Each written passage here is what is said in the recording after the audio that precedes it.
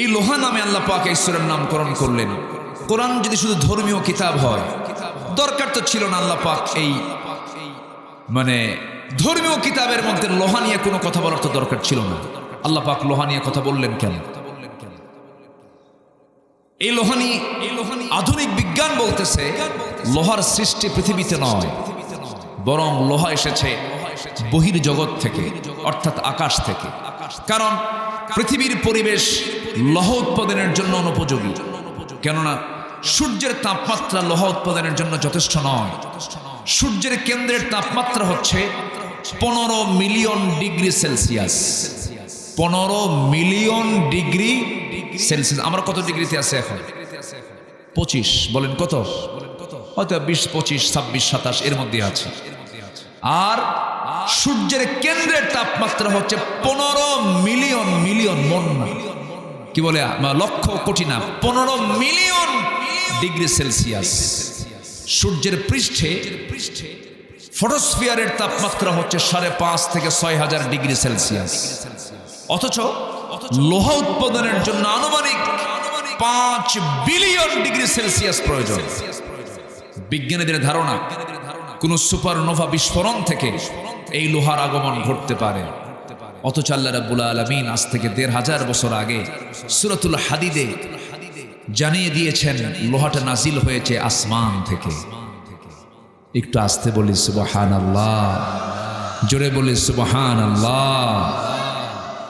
তাহলে যে বদমাইশগুলো যে বলে ইসলামের রাজনীতি নাই, কোরআন দিয়ে দেশ চলতে পারে না, আল্লাহ রাব্বুল আলামিন শুধু ধর্মীয় কিতাব হিসেবে যদি কোরআনটাকে নাজিল করতেন, লোহা নামে সূরা নাজিলের কোনো দরকার ছিল না।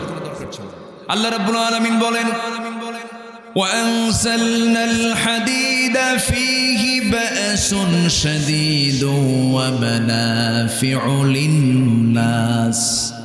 আমি লোহা নাজিল করেছি এবং যাতে রেখেছি প্রচন্ড, যাতে রয়েছে প্রচন্ড শক্তি এবং মানুষের জন্য উপকার বহুবিধ। মানাফিয়া বহুবিধ।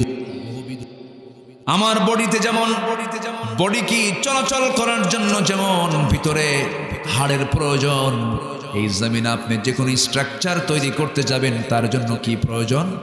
লোহা প্রয়োজন। এই লোহাটা সম্পূর্ণ অবদান একমাত্র কেবলমাত্র কার? নাজিল হয়েছে কোন জায়গা থেকে? আসমান থেকে। রড ফ্যাক্টরি কে বলেছে? রড ফ্যাক্টরি শুধু প্রসেস করে তারা, কিন্তু লোহা তো কোনো মানুষ বানাতে পারবে না, এটা মানুষের ক্ষমতার বাইরে। আমার বন্ধুগণ, আরেকটা সূরা আছে সূরাতুন নাহাল। নাহাল মানে হলো মৌমাছি। নাহাল মানে কি? মৌমাছি। এই মৌমাছির নামে আল্লাহ রাব্বুল আলামিন 114 সূরার মধ্যে একটা সূরার নামকরণ করেছেন নাহাল। ছোটখাটো বিষয় কিন্তু নয় এটা।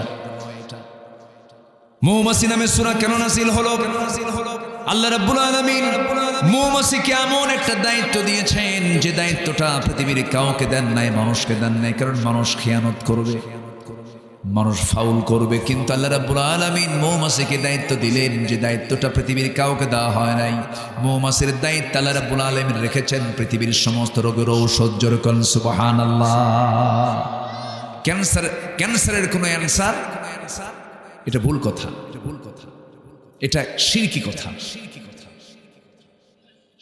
সব কিছুর অ্যানসার আছে কার কাছে? আসতে বলবেন না, কার কাছে? সে আল্লাহ বলছেন। কিসের ক্যান্সার? সে আল্লাহ বলছেন। আমি 2009 সালে ফার্স্ট হজে যাই। 2009 আমি হারামের মক্কা হারামের বাহির সাইড দিয়ে আমি একটু ঘোরাফেরা করছিলাম। তো ওখানে ওয়ালে জমজমের পানির জন্য কিছু কল আছে, ট্যাপ আছে। সেখানে দেখি এক ব্যক্তি, এক ইউরোপিয়ান, একদম লাল টকটকে মানুষ, সে পানিও খাচ্ছে আবার মাথা ভিজাচ্ছে জমজম পানি দিয়ে, আবার বোতল ভরাচ্ছে, কাপড় চোপড়ও ভিজাচ্ছে। আমি তাকে বললাম, ভাই আপনি এগুলো কি করছেন? জমজম তো উনি মুস্কি হাসি মারলেন। আমি এটাকে অপচয় মনে করছিলাম। তো উনি বলছেন, ভাইজান আমার আজ থেকে 20 দিন আগে আসা এই মক্কায় আমি ক্যান্সার আক্রান্ত রোগী, জমজমটাকে আমি ওষুধ মনে করেছি। সুবহানাল্লাহ বলবেন না? আমি শুনতেছি কথাগুলো। উনি বলতেছেন যে আমি এটা খাচ্ছি, পান করছি, মাথায় দিচ্ছি, আমি এটাকে ব্যবহার করছি। 20 দিন পরে, এই 20 দিন আগে আমার যে প্রবলেমটা ছিল, আমি চেক আপ করে দেখি আমার ভিতরে ক্যান্সারের সেই জীবাণু নাই। কি কথা কি ক্লিয়ার? আচ্ছা, তাহলে অ্যান্সার কার কাছে আছে বলেন তো? আল্লাহর কাছে। এই পানি পান করলে তৃষ্ণা নিবারণ হয়, আর জমজম পান করলে তৃষ্ণা এবং ক্ষুধা দুটোই নিবারণ হয়। জোরে বলে সুবহানাল্লাহ। ওর মধ্যে পটাশিয়াম, ম্যাগনেসিয়াম সব ডাবল ডাবল। জমজম, আমার নবীজি বলেছেন সব পানি বসে পান করবা, জমজমটা দাঁড়িয়ে পান করবে। আল্লাহুম্মা ইন্নী আসআলুকা ইলমান নাফিআ ওয়া রিজকান ওয়াসিআ ওয়া শিফাআন মিন কুল্লি দাই। রাসূল এই দোয়া শিখিয়ে দিয়েছেন। আমার বন্ধুগণ, ওই যে মৌমাছিকে আল্লাহ রাব্বুল আলামিন ওই ডিপার্টমেন্টে রাখলেন, 1973 সালে একজন বড় বিজ্ঞানী, অস্ট্রিয়ান বিজ্ঞানী কার্ল ভন ফ্রিজ 1973 সালে মৌমাছির জীবন প্রণালী নিয়ে গবেষণা করতে নিয়ে শেষ পর্যন্ত তার গবেষণায় সুইডিশ একাডেমি সন্তুষ্ট হয়ে তাকে নোবেল পুরস্কারও দিয়েছে। একটা বইও লিখেছেন তিনি, দ্য ড্যান্সিং বিজ। গোটা বিশ্বে আলোড়ন সৃষ্টি করে ফেলে তিনি সর্বপ্রথম ফটোগ্রাফির মাধ্যমে প্রমাণ করে দেখিয়েছেন ফিমেল ওয়ার্কার বি, মহিলা মৌমাছিগুলো মধুর সংগ্রহ এবং মৌচাক তারা নির্মাণ করে থাকে। আল্লাহ রাব্বুল আলামিন এই তথ্যটা 1973 সালে একজন বিজ্ঞানী প্রমাণ করতে চেয়েছেন, অথচ এই তথ্যটা 1500 বছর আগে মহান রাব্বুল আলামিন কোরআনে তা জানিয়ে দিয়েছেন। আল্লাহ রাব্বুল আলামিন বলেন, ওয়া আওহা রাব্বুকা ইলান নাহলি আন ইত্তাখিযি মিনাল জিবালি বুয়ুতান ওয়া মিনাশ শাজারি ওয়া মিম্মা ইয়ারিশুন। আল্লাহ রাব্বুল আলামিন মৌমাছির কাছে ওহী নাযিল করলেন, ইঙ্গিত করে বললেন, শোনো, আনিত্তাখিযি, মুয়ান্নাসের সিগা, আনিত্তাখিযি। যারা আলিম উলামা আছেন, এটা কিন্তু পুরুষ মৌমাছি নয়। আল্লাহ পাক ফিমেল ওয়ার্কার বি কে বলছেন, স্ত্রী মৌমাছিকে বলছেন, রানী মৌমাছিকে বলছেন, আনিত্তাখিযি মিনাল জিবালি বুয়ুতা, পাহাড়ে গাছের ডালে সুন্দর করে মৌচাক বানাও। সুবহানাল্লাহ বলবেন না? আচ্ছা, নাম্বার 2 হলো, ওই বিজ্ঞানী প্রমাণ করতে চেয়েছেন যখন একটা কর্মী মৌমাছি নতুন কোনো ফুলের বাগান বা উদ্যান খুঁজে পায়, সঙ্গে সঙ্গে অন্যান্য মৌমাছিদের সঠিক পথের দিক নির্দেশনা দিয়ে দেয়। কার্ল ভন ফ্রিজ এটাকে নাম দিয়েছেন ওয়াগাল ড্যান্স, যা বিশ্বব্যাপী সাড়া ফেলে। অথচ এই তথ্য কোরআনে কারীমের কাছে অত্যন্ত পুরাতন, 1500 বছর আগে আল্লাহ রাব্বুল আলামিন তা জানায়া দিয়েছেন। আল্লাহ বলেন, সুম্মা কুলি মিন কুল্লিস সামারাতি ফাসলুকি সুবুলা রাব্বিকি যুলুলা। জোরে বলুন আল্লাহু আকবার। নাম্বার 3 হলো, বর্তমান সময়ে বিজ্ঞানীরা নিখুঁত করে গবেষণার মাধ্যমে প্রমাণ করেছেন আসলে মধু মৌমাছির পেট থেকে বের হয়। মৌমাছির পেট থেকে বের হয় মানে একটা মৌমাছি মধুগুলোকে খেয়ে ফেলে, এরপরে পেট থেকে বের হয় হলো মৌমাছি, মধুগুলো বের হয়। ঠিক আল্লাহ রাব্বুল আলামিন এই কথাটাই 1500 বছর আগে বলে দিয়েছেন। যারা আলেম ওলামা তারা বুঝে গেছেন, ইয়াখরুজু মিন বুতুনিহা শারাবুন মুখতালিফুন আলওয়ানুহু ফীহি শিফাউল লিন-নাসি ইন্না ফী যালিকা লাআয়াতান লিকাওমিন ইয়াতাফাক্কারুন। জোরে বলুন আল্লাহু আকবার। ইয়াখরুজু বের হয় মিন বুতুনিহা, ওই মৌমাছির পেট থেকে বের হয় শারাবুন পানীয়, মুখতালিফুন আলওয়ানুহু নানা রং বেরঙের সেই পানীয়গুলো বের হয়, ফীহি যার মধ্যে শিফাউল লিন-নাস গোটা পৃথিবীর মানুষের জন্য পৃথিবীর সমস্ত রোগের ঔষধ আল্লাহ পাক তার মধ্যে রেখে দিয়েছে।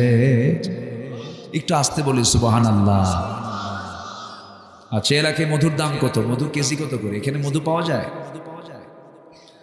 হ্যাঁ, উৎপাদন হয় না, কিন্তু পাওয়া যায়। কি এটা কি পিওর মধু পাওয়া যায় না? বলুন বলুন। আচ্ছা একটু শোনেন। 1 পাউন্ড মধু বানাতে 550 মৌমাছিকে প্রায় 20 লাখ ফুলে ভ্রমণ করতে হয়। মনে হয় আশ্চর্য হলেন না নাকি? জোরে কোন সুবহানাল্লাহ। 1 পাউন্ড মধু বানাতে 550 মৌমাছিকে 20 লক্ষ ফুলে ভ্রমণ না করলে মধু তৈরি হয় না। আল্লাহু আকবার।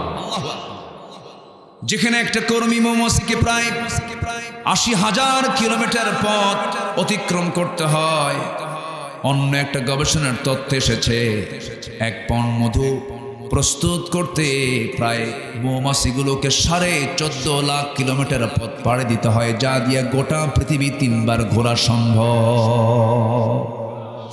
এখন বলেন মধুর দাম কত? বলেন, কেউ কি টাকা দিয়ে কিনতে পারবে? পারবেন টাকা দিয়ে কিনতে? এটা সঠিক মূল্য দিতে পারবেন?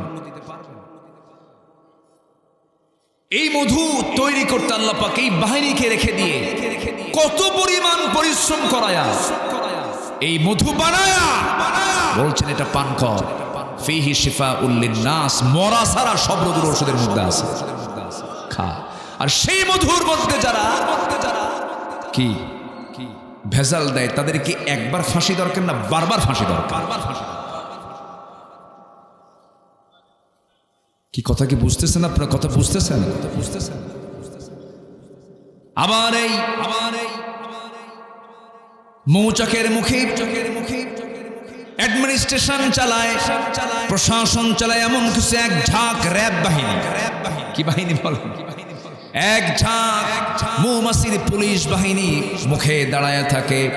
কোনো কর্মী মৌমাছি যখন মধুগুলো নিয়ে যখন ওই মৌচাকের মধ্যে ডুবতে নেয়, সঙ্গে সঙ্গে এই পুলিশ মৌমাছিগুলো পায়ের মধ্যে যদি কোনো ময়লা দেখে, কোনো কথা নেই, একজোটবদ্ধ হয়ে 10-12 জন মিলে ওই একটাকে কামড় মেরে মেলে ফেলে দিয়ে বলে, আল্লাহ পাক ওহী দিয়েছেন এই যার মলা মধু যদি ভিতরে ঢুকে পড়ে মধুর কার্যকারিতা নষ্ট হয়ে যাবে, ফিহি শিফাউল লিন্নাস থাকবে না, তোকে মেরে ফেলার হুকুম আমার আল্লাহ আমাদেরকে দিয়েছেন। জোরে বলেন সুবহানাল্লাহ।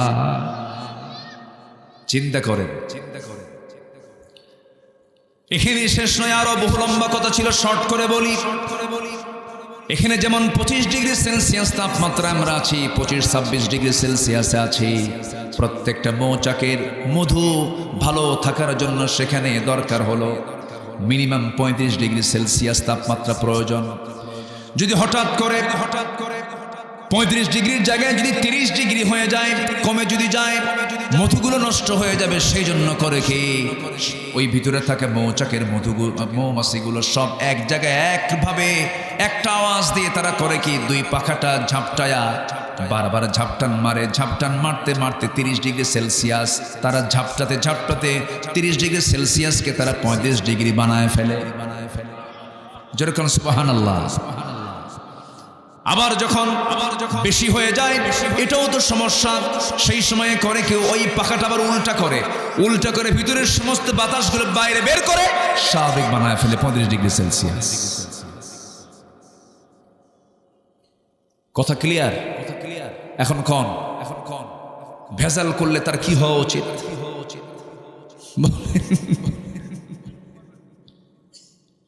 মানুষ আজকে কি করছে বলে? আমার বন্ধুগণ, আমার আল্লাহ আমার রোগ দিয়েছেন, রোগের কেন ওষুধ দিবেন না? অবশ্যই ওষুধ দিয়েছেন তিনি। আমরা নষ্ট করে ফেলেছি, আমরা ভালো না। দেশপ্রেমের কথা বলে দেশের টাকা বাইরে পাচার করে। আসতে কন কেন? এই দেশের কোনো ক্ষতি কোনো মূর্খরা করে নাই, অশিক্ষিতরা করে নাই। কোন অশিক্ষিত দেশকে পিছায় দেয় নাই, কোন শ্রমিক দেশকে পিছায় দেয়নি, কোন প্রবাসী দেশকে পিছায় দেয়নি। প্রবাসীরা রেমিটেন্স পাঠায় দেশকে আগায় দিয়েছে। অশিক্ষিত শ্রমিকরা শ্রম দিতে দিতে জীবন শেষ হয়ে গেছে, দেশকে আগায় দিয়েছে। কৃষকরা, গার্মেন্টসের শ্রমিকরা শ্রম দিয়ে দিয়ে অল্প বেতনে চাকরি করে দেশকে আগায় দিয়েছে। দেশকে পিছায় দিল কারা? শিক্ষিত নামের কলমের খোঁজা দিয়া লোপাট করা কিছু বদমাইশরা। ঠিক কিনা? ওরা আমার দেশের সন্তানদের হাতে অস্ত্র তুলে দিয়ে ওরা রাজনীতি শিখায়, ইয়াবা তুলে দেয়, মাদক তুলে দেয়, আর ওদের সন্তানকে বিয়ে করায় আমেরিকা, পড়ায় ইউরোপে। ওরা বলে আমরা দেশকে ভালোবাসি, ওরা বলে আমরা দেশকে ভালোবাসি। শেষ পর্যন্ত ওদের সবকিছু ধরে ফেলেছে জনগণ। এমন দৌড় মারছে, দৌড় মারে নাই, বিমানটা তো চড়া হয় নাই, ভাঙ্গা হেলিকপ্টারে সইরা দিল্লি চলে গেছে। কি হেলিকপ্টার? ভাঙ্গা হেলিকপ্টারে কিছু সুটকেস তুলে নিয়ে চলে গেছে। আচ্ছা, চলে গেছে না পালায় গেছে? আমার কথাকে রাগ করতেছে? রাগ করলে কিচ্ছু করার নাই, রাগ করলে কিচ্ছু করার নাই। কম জ্বালান জ্বালায় নাই। 2018 সালে মাহফিল শেষ করে আমি বাসায় ঘুমাচ্ছি, 250 পুলিশ আমার গোটা বাড়ি ঘেরাও করছে। বিশাল বড় সন্ত্রাসী তো, ঘেরাও করছে। ঘেরাও করে বলে, হুজুর চলেন। কোথায়? থানায় চলেন। এত লোক কেন? আপনি এত লোক পাঠিয়েছেন কেন? এত লোক আসছেন কেন? চলেন থানায় যাব, আমি, কোনো সমস্যা নেই। তো আমাকে ধরে নিয়ে চলে গেল। আমি গেলাম ওসি সাহেবের রুমে, চুপ করে বসে আছি। ওসি সাহেব কিছুক্ষণ পর আসলেন, এসে বললেন, হুজুর সরি সরি বললেন। আমি চুপচাপ বসে আছি। কিছুক্ষণ পর দেখি ওসির চোখটা লাল হয়ে গেছে, চোখে তার কান্না কান্না ভাব। তো বললাম, আপনার মন খারাপ কেন? আপনি কান্দেন কেন? কি হয়েছে? হুজুর আমি আপনার খুব ভক্ত। ভক্ত তো ধরছেন কেন? হুজুর কি করব, উপরের চাপ, চাকরি বাসান্ত ফরজ। আমি বললাম, ইমান বাসান্ত নফল। ইমান বিক্রি করে কি কোনো কিছু করা যাবে? মামলা তো ছিল, আরো কিছু মামলা যোগ করলো, থানায় চালান দিল, চলে গেলাম। জজ সাহেব আমার দিকে তাকায় বলল, জামিন না মঞ্জুর। জামিন কি? না মঞ্জুর। পাঠায় দিল জেলখানায়। দুনিয়ায় তো জেলখানা। হজিবাতুল জান্নাহ বিল মাকারিহ, হজিবাতুন নার বিশ শাহওয়াত। তো জেলখানার মূল গেট দিয়ে ঢুকলাম। ভিতরে ঢুকা মাত্র এদিকে এক মুরব্বী, চুল দাড়ি সব সাদা, চামড়াগুলো কুচকে গেছে। আমার দেখেই খুব খুশি হয়ে লম্বা একটা সালাম দিলাম। সালাম দিয়ে বলে, হুজুর আপনি জেলখানায়? খুব খুশি হলাম। তো বললাম, জেলখানায় ঢুকলে কেউ খুশি হয়? আপনি খুশি কেন বাবা? বলতেছে যে ওয়াজ শুনতে যাই, বহু দূর থেকে ওয়াজ শুনি, কাছে যাওয়ার এত চেষ্টা করি, পারি না। এত সুন্দর করে আপনি একদম আপোষে আমার সামনে হাজির হলেন, দোয়া করি আপনি জেলখানায় থাকেন। এরপরে বললাম, চাচা আপনি কেন এই জায়গায়? আমি তো আসলাম ঠিক আছে, কিন্তু আপনি বুড়াকালে নাতিপুতি তো এই জায়গায় আসছেন কেন? বাবা বোমা হামলা, বোমা হামলা। মানে কিসের মামলা দিছে? বোমা। আমাকে বলতেছে, আমার এই বুড়া হাতে যদি আমি বোমা হামলা করতে যাই, বোমা মারবো এক জায়গায় আর পড়বে আমার মাথা। আমি নাকি এটার আসামি? এগুলোই করেছে ওরা।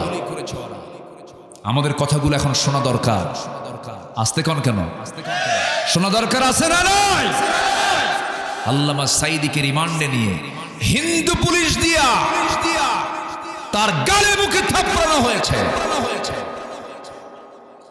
অমানবিক নির্যাতনগুলো করা হয়েছে। সম্মানিত ভাইয়েরা, সম্মানিত বন্ধুগণ, আমরা সব দেখা শেষ করেছি। আমাদের দেখতে আর বাকি নাই, খালি ফাঁকি দিছে আমাদের এই 54 বছর। শুধু ফাঁকির মধ্যে সময় চলে গেছে। আর আমরা ফাঁকিবাজ নেতা দেখতে চাই না, বেনামাজি নেতা দেখতে চাই না, সন্ত্রাসী চাঁদাবাজদের দেখতে চাই না। সব দেখা শেষ। কেউ 25 বছর, কেউ 16 বছর, কেউ 9 বছর, কেয়ারটেকার গভর্নমেন্টটা কয়েক বছর। সব দেখা শেষ। আগামীর দেশ আমরা দেখতে চাই কোরআনের দেশ, ইসলামের দেশ। রাজি আছেন কারা কারা? হাত উঁচু করে দেখান মুসলমান।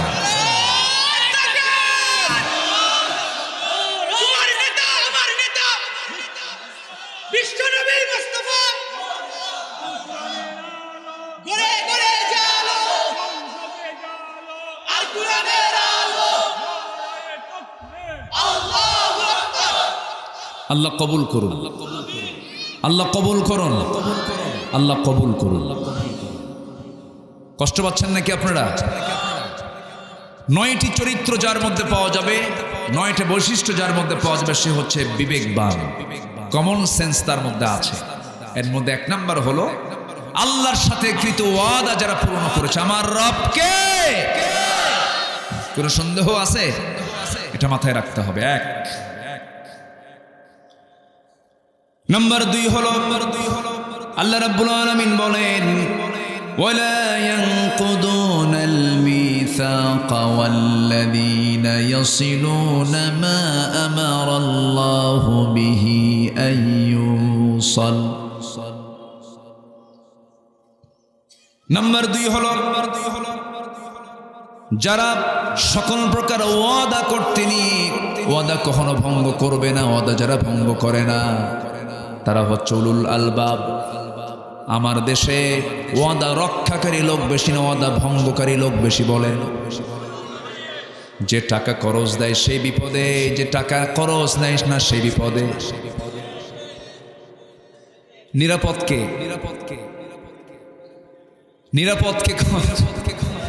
যে নেয় সে নিরাপদ, আর যে দেয় বিপদ। তাহলে এখন কি দিবেন না? দিবেন কেমন? তাহলে যেই সমাজে ওয়াদা ঠিক থাকবে না সেই সমাজে কি সেবা করার কোনো সুযোগ আছে? কেমনে সেবা করবেন? করজ দেওয়া দানের চাইতে বেশি সওয়াব। দান করলে যে সব তার চাইতে ডাবল সওয়াব হলো করজ দেওয়া, করজ হাসানা দেওয়া। অথচ আপনি দেবেন কেমনে? করজ দিলে বিপদ। যতটুকু বন্ধুত্ব ছিল, আত্মীয়তা ছিল, তা শেষ। আমি কি ভুল বলছি ভাই? ভুল বলছি? যারা এগুলো ভঙ্গ করে তারা কি বিবেকবান না বিবেকহীন? ওর মধ্যে কোনো বিবেকই নেই। বিপদে পড়ে আসছিল, ভাই আমার ছেলেটার বড় সমস্যা, অপারেশন লাগবে, ইমার্জেন্সি, 2 লাখ টাকা দরকার। তুমি আত্মীয়, তুমি আমার অমক, ভাই দাও, আমি অমক দিন তোমাকে ধান বেচে হোক অথবা লোন করে হোক, যে কোনো উপায়ে হোক আমি তোমাকে দেব। নির্দিষ্ট দিন আসে, সে আর ফোন দেয় না। যে টাকা পায় সেই বলে ভাই কি হলো, একটু ওয়েট করেন। 2 মাস পরে ভাই কি হলো, আর একটু ওয়েট করেন। 3 মাস পরে আবার বলে ভাই কি হলো, আমার কি মান সম্মান নাই? কি কথা কি বুঝতেছেন আপনারা? আমি বাস্তব বলছি, আমি নিজের অভিজ্ঞতাও বলছি। সবারই তো একই অবস্থা। ভাতের পাতিলে চাপ দিলে টের পাওয়া যায়, একটা চাপলেই মানে টের পাওয়া যায় যে পুরা ভাতের কি খবর, জাতির দশা যে কি। লেনদেন নাই তো। ইদা উদিআতিল আমানা মাতা সাআ ইয়া রাসূলুল্লাহ, কিয়ামত কখন হবে? রাসূল বললেন যখন অঙ্গীকার যখন ভঙ্গ হয়ে যাবে। ইদা উদিআতিল আমানা, আমানতদারিতা যখন নষ্ট হয়ে যাবে। যখন কইছে আমার লজ্জা নাই, আমার কি মান সম্মান নাই, রাগের ঠেলায় যে টাকা পায় সে বলে আল্লাহ তুমি সাক্ষী থাকো, জীবনে ওর কাছ থেকে টাকা চাবো না, যা তোর থেকে এই দুনিয়ার টাকাই নেব না, হাসরে তুলে নেব। জবাবে ও কয় লম্বা ডেট পাইলাম। কি কথা কি বুঝতেছেন? তাহলে এখন বলেন বিবেকবান না বিবেকহীন? বিবেকহীন। আল্লাহ কি সুন্দর করে কথাগুলো বলছেন। আল্লাহু আকবার। আমরা তো এগুলো নেই না। আপনি কি জানেন কি পরিমাণ অপরাধ হতে পারে ওয়াদা ভঙ্গ করলে পরে? রাসূল বলেছেন লা ঈমানা লিমান লা আহদা লাহ, যার অঙ্গীকার ঠিক নেই তার ঈমানই নেই। তার কি নাই? তার ঈমান না থাকলে আর কি থাকে? সব শেষ। এজন্য আমরা ওয়াদা ঠিক রাখবো। জোরে বলি ইনশাআল্লাহ।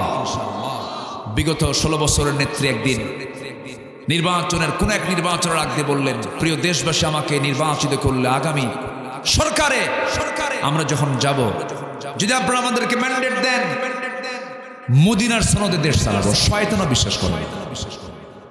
কি মানে মানুষ মিথ্যা কথা বললে যে এইরকম করে মিথ্যা কথা বলে। দল হলো নন ইসলামিক পার্টি, একটা অন ইসলামী দলের নেতৃত্বে এই কথা কি মানানসই বলেন তো? আর দলই ইসলামী দল না, বলতেছে যে মদিনার সনদে দেশ চালাবে। মদিনার সনদে দেশ চালাই নাই, মোদির সনদে দেশ চালাইছে। কার সনদে? মোদির সনদে দেশ চালাইছে।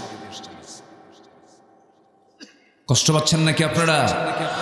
কষ্ট পেলেও কিচ্ছু করার নাই, ওগুলো বাদ দেই। যারা করেছেন, ভুল করেছেন, তওবা করে ফিরে আসেন। আমরা এত কৃপণ না, আমরা তো পাষাণ না, আমরা প্রতিশোধ পরায়ণ নই, আমরা কোনো প্রভাব খাটাই না, আমরা মানুষকে মাফ করতে শিখেছি। আল্লাহ আমাদের মাফ করার জন্য শিক্ষা দিয়েছেন, ঠিক কিনা? আমার নবী যে মক্কা বিজয় করলেন, পারতেন না তিনি রক্ত ঝরাতে? রক্ত ঝরিয়েছেন। মক্কার মানুষ রাসূলকে ঘাট ধাক্কা দিয়ে বের করে দিয়েছে। আমার নবী যে মক্কায় ঢুকিয়ে বলেন, সবাইকে মাফ করে দিলাম, যা। জোরে বলে সুবহানাল্লাহ। শুধু বললেন 17 জনের কোনো মাফ নাই, 17 জনের কোনো মাফ নাই।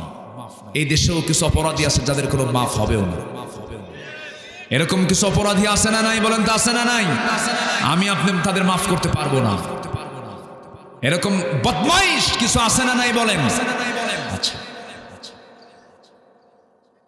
16 বছর ধরে একই নাটক শুনতাম, এত বাজে কথা। মঞ্চ পাইলেই, মাইক পাইলেই, ওই নোয়াখালীর এক নেতা আছে,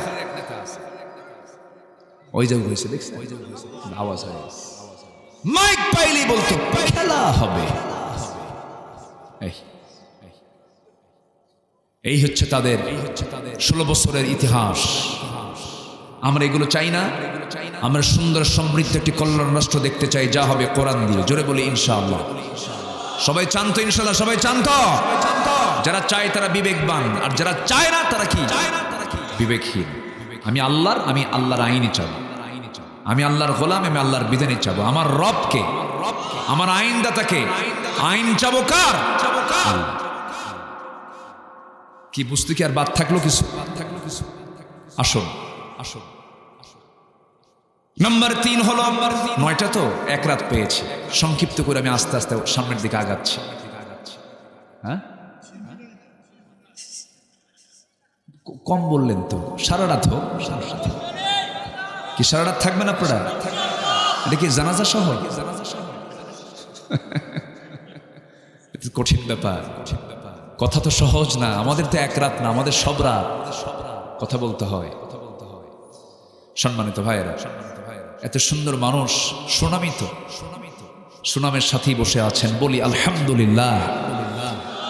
অনেক মাহফিলে দেখা যায়, কিছু কিছু মাহফিলে শ্রোতাগুলো ওঠা বসা করে, কিন্তু এত সুন্দর পিন পতন হয়ে বসে আছেন, এটা সুন্নাহ। বলি আলহামদুলিল্লাহ।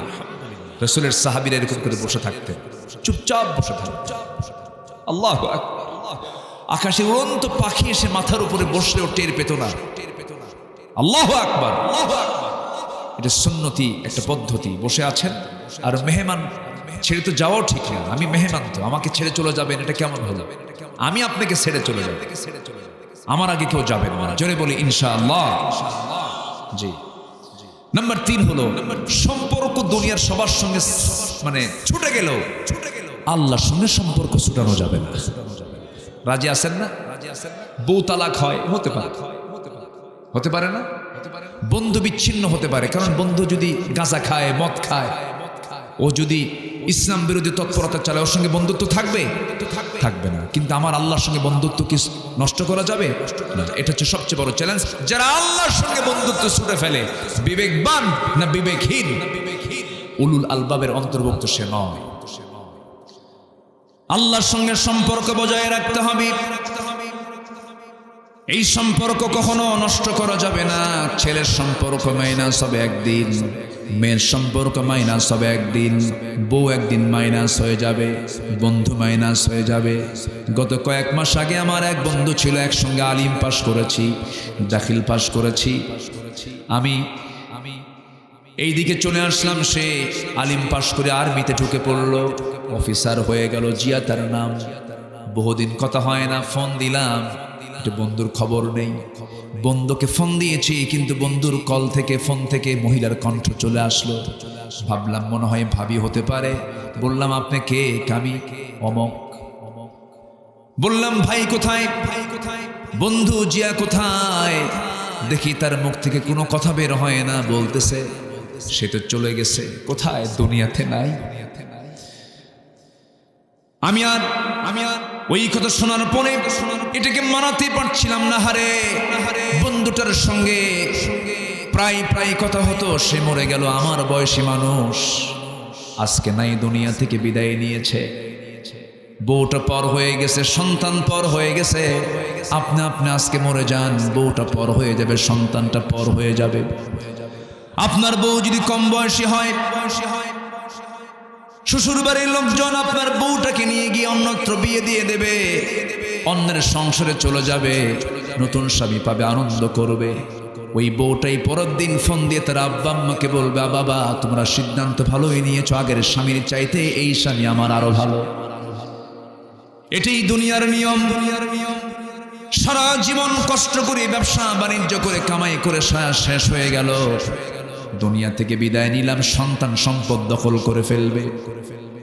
আপনি শিক্ষা প্রতিষ্ঠান গড়েছেন, ওই শিক্ষা প্রতিষ্ঠানের সকল কাজকর্ম আপনি সম্পন্ন করেছেন, দুনিয়া থেকে বিদায় নিলেন, আরেকজন দায়িত্ব পেয়ে গেল। এটাই দুনিয়ার নিয়ম। কেউ আপনাকে শেল্টার দেবে না, দুনিয়া আপনাকে ঘাড় ধাক্কা দিয়ে বের করে দেবে। শেল্টার পাওয়ার জায়গা, শেল্টার পাওয়ার জায়গা, স্থান পাওয়ার জায়গা শুধু একটাই, তিনি হচ্ছেন আমার কে। দিন শেষে আমার কেউ নাই ভাই, কেউ নাই।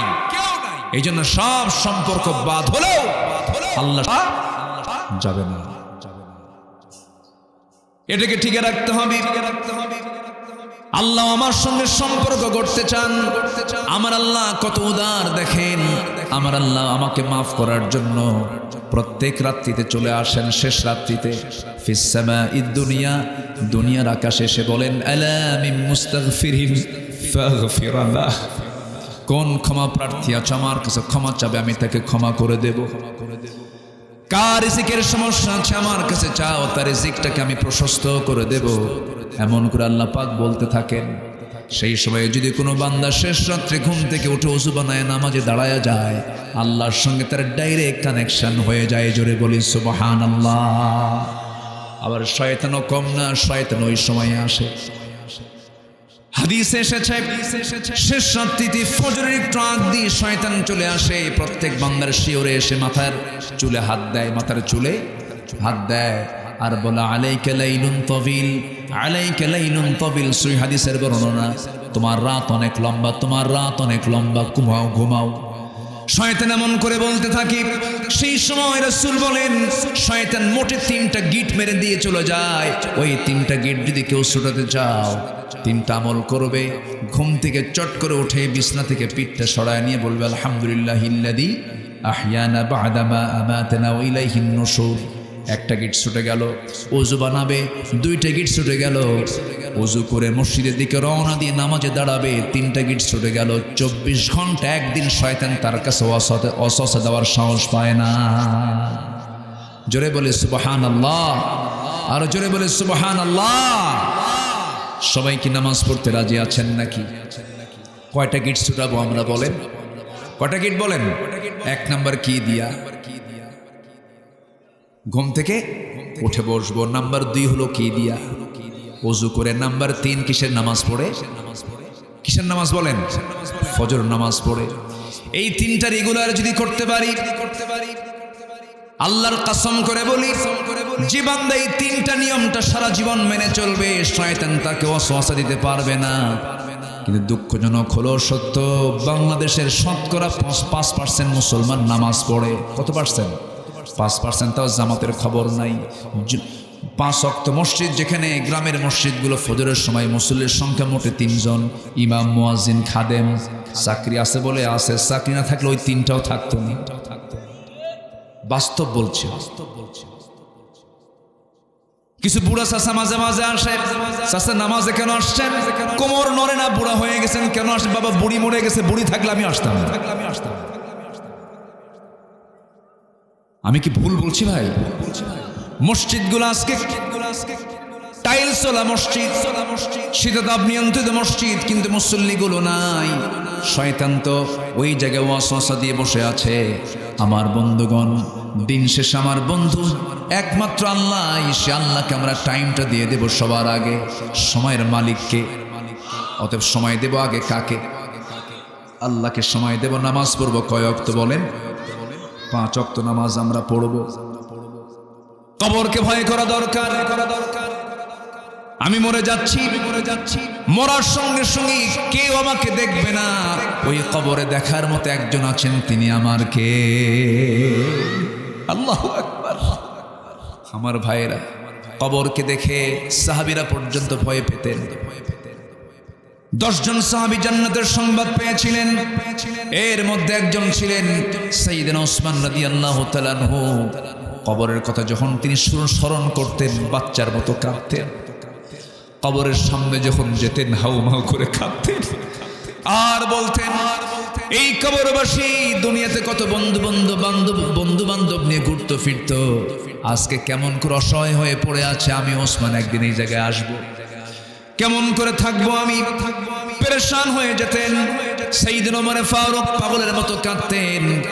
খাদিজার মতো একজন দামি মহিলা, যাকে আল্লাহ তাআলা নিজে সালাম দিয়েছেন, সেই খাদিজার মতো মানুষ একদিন রাসূলকে বলছেন, হুজুর আমার শরীরটা ভালো না, আমি মনে হয় মরে যাব, আমি মনে হয় বাঁচবো না।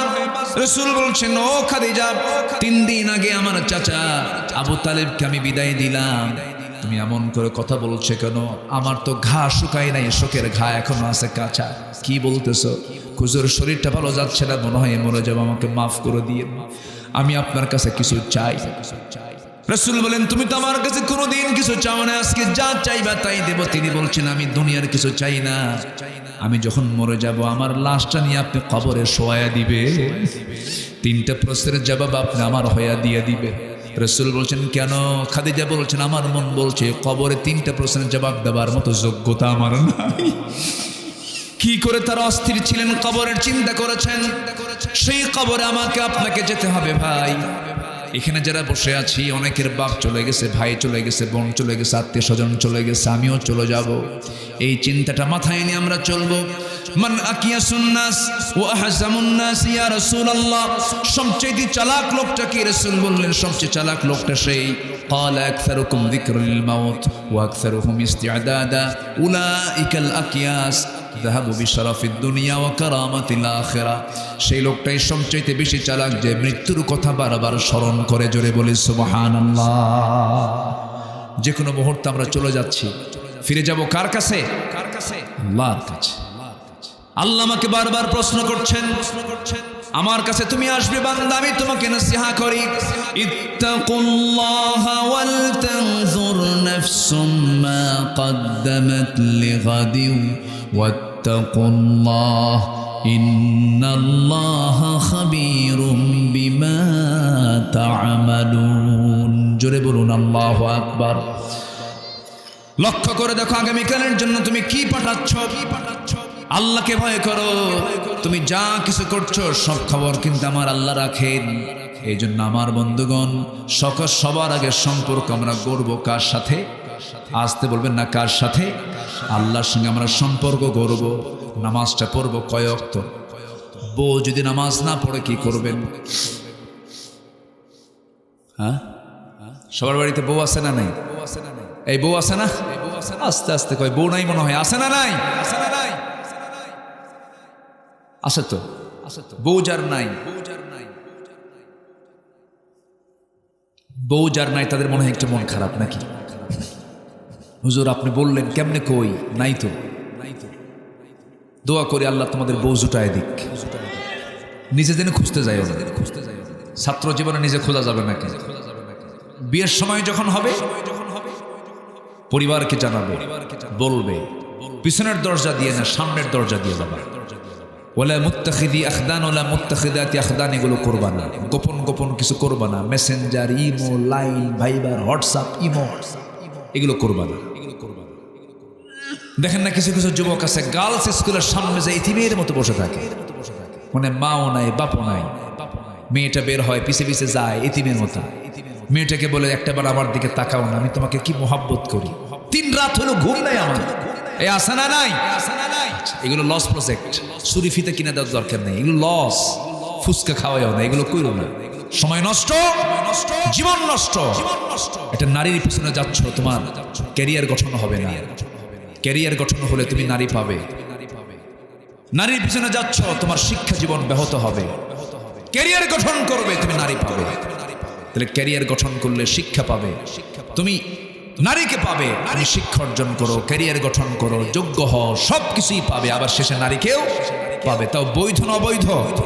বৈধ। অবৈধ কোনো পন্থা অবলম্বন করা যাবে না। এগুলো কি কথা বলার দরকার বাবা? এই যে যুবকরা, এগুলো কি কথা বলার দরকার আছে কি না? এগুলো করবা না, এগুলো করা যাবে না। শুধু তুমি দুটো জিনিস থেকে বাঁচবে যুবকরা। নাম্বার ওয়ান, অবাধ যৌনাচার থেকে নিজেকে কন্ট্রোল করবে। নাম্বার টু, সকল প্রকার মাদক থেকে, নেশা থেকে নিজেকে গুটিয়ে রাখবে। এই দুই নেশা জীবনকে শেষ করে দেয়। দুঃখজনক হলো সত্য, যুব মন্ত্রণালয় ছিল, পরিকল্পনা মন্ত্রণালয় ছিল, এরপরেও এই দেশে এখন বর্তমান বাংলাদেশে মাদকাসক্ত মাদক সেবীর সংখ্যা হলো 50 লাখ। নাউজুবিল্লাহ বলবেন না? 50 লক্ষ। চিন্তা করুন, এই 50 লক্ষ মাদকাসক্ত যারা আছে, দেশ একটা মহামারীর দিকে চলে গেছে। এগুলো বন্ধ করবেন কেমন? এগুলো তো অ্যাভেলেবেল করে দিয়েছে। সম্মানিত ভাইয়েরা, সম্মানিত যুব সমাজ, আমি আপনাদেরকে বলতে চাই, সব কিছু ছেড়ে দিয়ে আল্লাহর সঙ্গে সম্পর্ক গড়ি আমরা। আমাকে দেওয়ার মতো একজনে দিবেন, তিনি আমার কে? আল্লাহ পাক। নাম্বার 4 হলো, আল্লাহ রাব্বুল আলামিন বলেন, মা আমারাল্লাহু বিহি আন ইউসালা ওয়া ইয়াখশাউনা রাব্বাহুম ওয়া ইয়াখাফুনা সুআল হিসাব। জোরে বলুন আল্লাহু আকবার। এই লোকটা যায় কেন? এই যে কিছুই কয় না, বক্কা বক্কা, ঠিক আছে না? বৌকা, ঠিক আছে না? এরকম বলে তো। ওজন আমার জানা আছে, মানে বৌকা খাউকা কৌকা, মানে একই ওজন। আইরাম জাইরাম খাইরাম, মানে কিছু ওজন থাকে না, সব ভাষার একটা ওজন থাকে। তো সে ওজনেই বলতেছি, এখন ভুল হোক আর সঠিক হোক, যে একটু বসুন না, একটা লোক ওঠেন না, এটা রেকর্ড থাক, বলি আলহামদুলিল্লাহ। নাম্বার 4 হচ্ছে আল্লাহর ভয়। কার ভয় বলেন তো? আল্লাহর ভয় থাকতে হবে।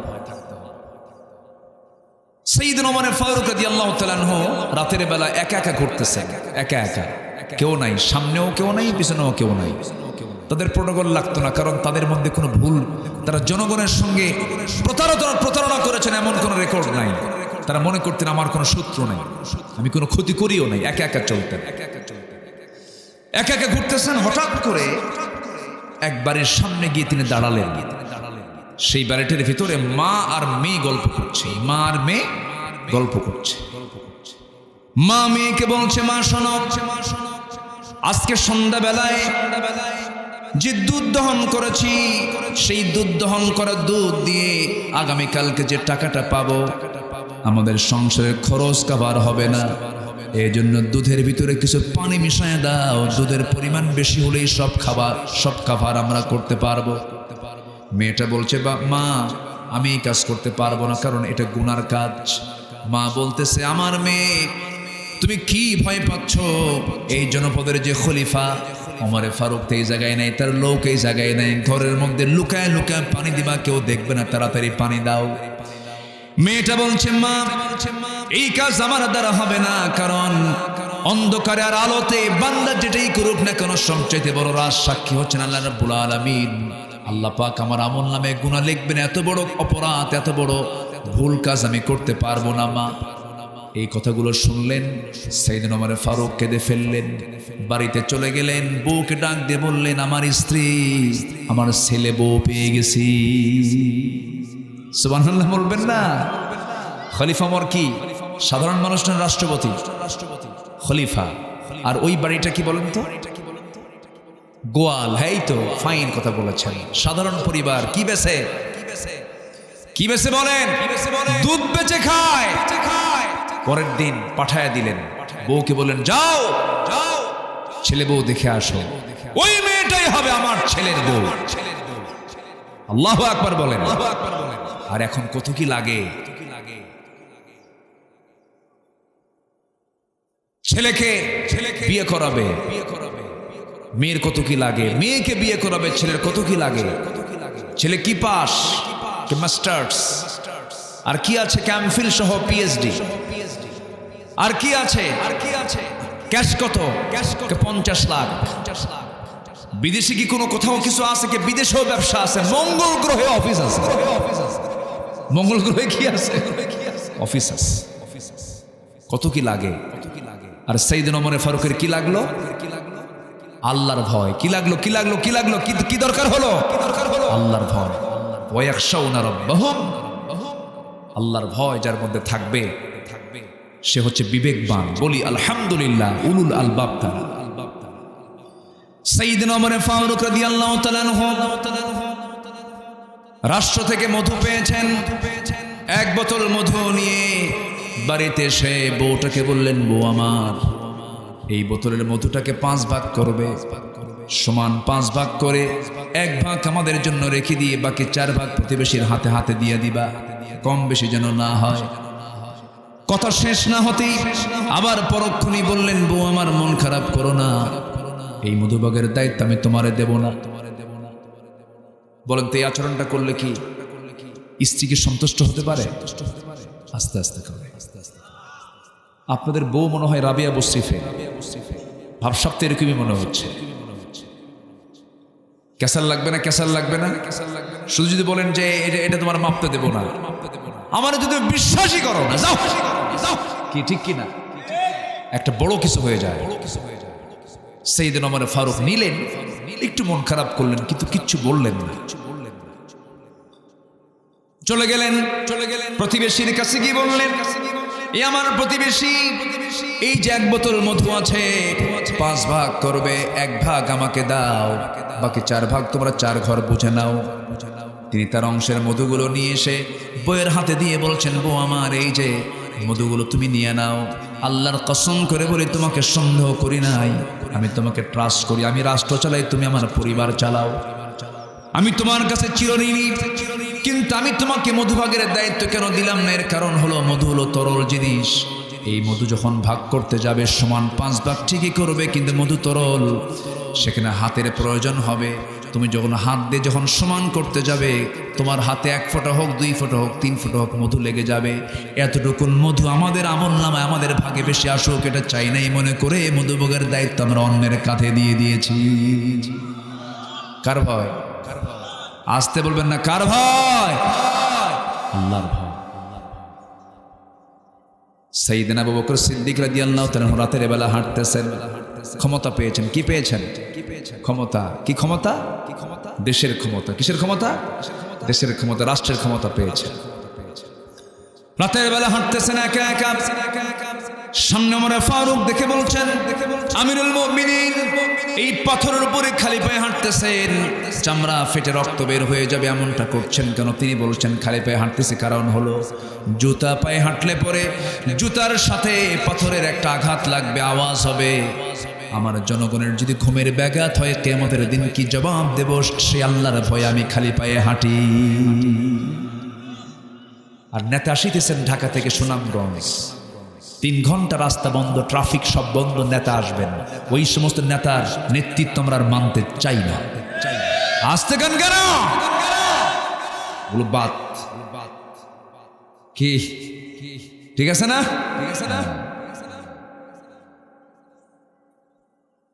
রাত গভীর হয়ে গেছে। সাইয়েদনা আবু বকর সিদ্দিক রাদিয়াল্লাহু তাআলা আনহু তিনি এক বুড়ি মহিলার দরজায় গিয়ে নক করে ভিতরে ঢুকে গেছেন। ওই বুড়ি মহিলার স্বামী নাই, ছেলে নাই, মেয়ে নাই, কেউ নাই, চোখেও দেখেন না ভালো করে। প্রত্যেক রাত্রি তিনি ওই মহিলার খাবার দাবার সহ, কাপড় চোপড় ধুয়ে দেওয়া সহ সব সেবা তিনি করতেন খলিফা থাকা অবস্থায়। ওমর ফারুক একদিন খেদমত করতে গেছেন, দরজায় গিয়ে ডাকতেছেন, বুড়িমা দরজা খুলুন, আমি আপনার সেবা করতে আসছি। কি না, লাগবে না। কেন? একজন সেবা করে ধুয়ে গেছে। ওমর ফারুক ভাবলেন, এই যুবকটাকে, তাকে তো দেখা দরকার। 3 দিন পর্যন্ত, 3 রাত পর্যন্ত তিনি খুঁজতে লাগলেন, পেলেন না। 3য় রাত্রিতে দেখেন কে যেন চট করে খালি পায়ে ঢুকলো। কি পায়ে ঢুকছে? খালি পায়ে ঢুকছে। উনি দরজায় দাঁড়ায় আছেন বাইরে, চট করে বের হচ্ছেন, পিছন দিকে ধরে ফেলেছেন। ধরে ফেলেই দেখেন কেউ না। আবু বকর সিদ্দিক রাদিয়াল্লাহু তাআলা বলছেন আপনি? হ্যাঁ, আমি কি করব? খেদমত তো করতে হবে। তিনি বললেন রাষ্ট্র চালাবেন, রাতও জাগবেন, অসুস্থ হয়ে পড়বেন। সাইয়েদনা আবু বকর বলছেন ওয়াতিদাল কুরবা হাক্কাহু। আল্লাহ, এই প্রতিবেশীর হক যদি আদায় না হয়, কিয়ামতের দিন আমাকে আসামির কাঠগড়ায় দাঁড় হতে হবে। কার ভয়?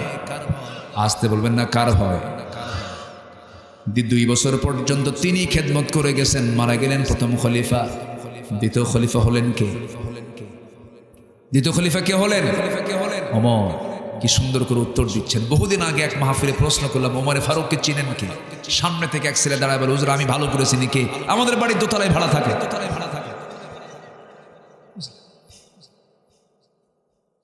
দ্বিতীয় খলিফা ওমর রাদিয়াল্লাহু তাআলা আনহু, তিনি কি করেন? খেলাফতের দায়িত্ব পেয়েই চলে গেছেন ওই মহিলার ঘরে, বৃদ্ধার ঘরে গেছে। দরজায় নক করলেন, দরজা খুলে গেল। সেবা করলেন, শুশ্রূষা করলেন, কাপড় চোপড় ধুয়ে দিলেন, খাদ্য পানীয়গুলো ধুয়ে টুয়ে সব ক্লিয়ার করে তিনি চলে আসেন। মহিলা তো চোখে দেখে না, তার কাছে খবরও যায় নাই প্রথম খলিফার ইন্তেকাল হয়েছে। সেবা করে বাইরে বের হয়েছেন, তিনি খেতে বসেছেন। প্রথমে খেজুর খাওয়া শুরু করেছেন। খেজুর একটা মুখে দেওয়া মাত্রই দাঁতের নিচে যখন খেজুরের বিচি লেগে গেল, তিনি বললেন ইন্না লিল্লাহ। কেন তিনি ইন্না লিল্লাহ বললেন? এর কারণ হলো তিনি অনুমান করলেন আমার যে আসল খাদেম আবু বকর আর দুনিয়াতে নাই। কারণ আমার আবু বকর যখন আমার খেদমত করতে আসতো, শুধু খেজুরগুলো ধুয়ে দিত না, খেজুরগুলো ধুইত এবং ভিতরের থাকা সেই বিচিগুলো সরায় দিয়ে আমার খাওয়ার সুবিধার্থে বিচিগুলো ফেলে ফেলে আমার সামনে রাখতো, যেন আমার বিচি ফেলতে না হয়। জোরে বলে সুবহানাল্লাহ। সাইয়েদনা আবু বকর সব সময় তিনি সাইয়েদনা ওমরের চাইতে একটু উপরেই ছিলেন। আল্লাহু আকবার বলেন। কি ছিল? সব মূল লক্ষ্য ছিল কার ভয়? আল্লাহর ভয়। আমার বন্ধুগণ, নাম্বার 5 হলো আল্লাহ রাব্বুল আলামিন বলেন ওয়াখাফুনা সুআল হিসাব। যারা বিচার দিবসকে ভয় করবে তারা হচ্ছে বিবেকবান। নাম্বার 6 হলো যারা সবর রাখবে, সন্তুষ্ট থাকবে, আল্লাহর উপরে ধৈর্যের পরিচয় দেবে। আস-সাবরু আলা তাআহ, আস-সাবরু আনিল মাসিয়াহ, আস-সাবরু আলাল ইকদার। নাম্বার 7 হলো যারা নামাজ কায়েম করবে। নাম্বার 8 হলো যারা গোপন প্রকাশ্যে যারা দান করবে। নাম্বার 9 হলো ভালো কাজের দ্বারা মন্দ কাজ যারা প্রতিহত করবে। এই 9টা কাজ যারা করবে তাদের জন্য অসামান্য প্রাপ্তি হলো সে তো জান্নাতে যাবে। তার যদি পরহেজগার, যদি বাপ মা হয়, আত্মীয় স্বজন হয়, তাদেরকে সহ জান্নাতে নিয়ে চলে যাবে। আল্লাহ বলছেন কি সুন্দর করে, জান্নাতু আদনি ইয়াদখুলুনহা ওয়া মান সালাহা মিন আবাইহিম ওয়া আজওয়াজিহিম ওয়া যুররিয়াতিহিম ওয়াল মালাইকাতু ইয়াদখুলুনা আলাইহিম মিন কুল্লি বাব সালামুন আলাইকুম বিমা সাবারতুম ফানি'মা উকবাত দার। জোরে বলুন আল্লাহু আকবার। আর জোরে আল্লাহু আকবার। আল্লাহ রাব্বুল আলামিন এই 9টি স্বভাব আমাদের মধ্যে উপস্থিত করে, আমাদের জীবনে বাস্তবায়ন করে উলুল আলবাবদের অন্তর্ভুক্ত আমাদেরকে করে দিন। জোরে বলি আল্লাহুম্মা আমিন। আমি আপনাদের বিরক্তির উদ্রেক হতে চাই না। গ্রামের মানুষ অনেক সুখী, গ্রামের মানুষ অনেক সুস্থ। কারণ জানেন, এর 1 নম্বর কারণ গ্রামের মানুষগুলো ঘুমায় দেরিতে না তাড়াতাড়ি। তাড়াতাড়ি। সুস্থতার সবচেয়ে বড় দিক হচ্ছে সময় মতো ঘুমিয়ে পড়া। আমরা চেষ্টা করছি এবার তো প্যারেড ময়দানের যে মাহফিলটা ছিল, সব দিন আমি একদিন ছিল, আল্লাহর মেহেরবানি 18 বছর বন্ধ ছিল, এবার চালু হয়েছে আলহামদুলিল্লাহ। 9:30টায় মাহফিল শেষ। পাবনার দারুল আমান ট্রাস্ট মরহুম আব্দুস সুবহান সাহেবের গড়া, আল্লামা নিজামী রাহিমাহুল্লাহর গড়া আমান ট্রাস্টে, সেখানেও আমি ছিলাম, চিফ মেহমান ছিলাম। সেখানে 9টার মধ্যে মাহফিল শেষ, 9টা 9:30। সিলেটের এমসি কলেজ মাঠ, এখানেও সব দিন আমিও ছিলাম একদিন, মোটামুটি 10টার মধ্যে মাহফিল ক্লোজ, শেষ। একটা আদর্শ মাহফিলের সবচেয়ে গুরুত্বপূর্ণ দিক হলো যদি সঠিক টাইম সিলেকশন হয়। এই যে আমরা একটু আগে ভাগে আজকে উঠতে পেরেছি, আর একটু আগে উঠলে আরো ভালো হতো, আমি চাইছিলাম তাই, কিন্তু একটু রোগ আছে আমার দেশে। এই সুনামগঞ্জ থেকে একটু সোজা চলে যাবেন, পশ্চিম দিক কোনটাই? পিছনে পিছনে পশ্চিম দিক মানে কি নেত্রকোনা, তাই না? নেত্রকোনাই তো, নেত্রকোনা, এরপরে ময়মনসিংহ। ময়মনসিংহে আমি এক মাহফিলে গেছি, 8টায় পৌঁছেছি মাহফিল। বললো হুজুর খাওয়া দাওয়া করেন, লেপ বালিশ দিলাম, শুয়ে পড়লাম। শুয়ে পড়বো কেন? ঘুমান, আপনাকে গত বছরের প্রধান বক্তা যে সময় উঠছে তার চেয়ে 1 ঘন্টা আগে তুলে দেব। শুয়ে পড়লাম, আমাকে ডাক দিল 2:30টায়। 2:30টায় ডাক দিয়ে বলল হুজুর আপনার বয়ান 3:30টায়, গত বছর মেহমান উঠছিল হলো 4:30টায়, 1 বছর প্রমোশন হয়েছে, 1 ঘন্টা প্রমোশন হয়েছে, আমার দিছে হলো 3:30টা। বলেন এটা কি ওয়াজ হয় না আওয়াজ হয়? আলোচনা না আলোচনা? আলোচনা। এই যে মনোযোগ দিয়ে শুনলেন, আমরা যতটুকু শুনেছি যদি আমলের নিয়তে শুনি যথেষ্ট হয়ে গেছে। বলি আলহামদুলিল্লাহ, জোরে বলি আলহামদুলিল্লাহ। আমি তো আমার বাবার কথাও কই নাই, আমার নিজের কথাও বলি নাই। বলেছে সূরা রা'দ থেকে কিছু কথা আমরা শুনবো, আমল করব। বাড়ির বউ যদি নামাজ না পড়ে, একটা প্রশ্ন করছিলাম, কিন্তু কি করবেন? একজন নামাজ পড়ার কথা বললেও পড়ে না, তাহলে কি করবে? দেখছেন কি কয় মারবো, বুঝলে? দেখেন এই দেখছেন কি কয় মারবো, এ তো মার্ডার কেস দেখতেছে। মারা যাবে